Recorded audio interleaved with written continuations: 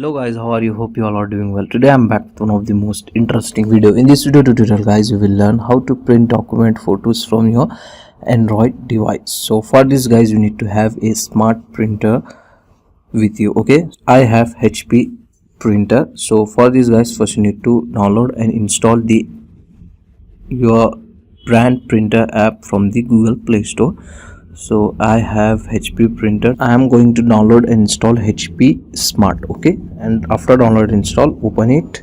So it will ask you to necessary permission. So just you need to enable the all necessary permission, and then here it will get you this type of screen as you can see guys.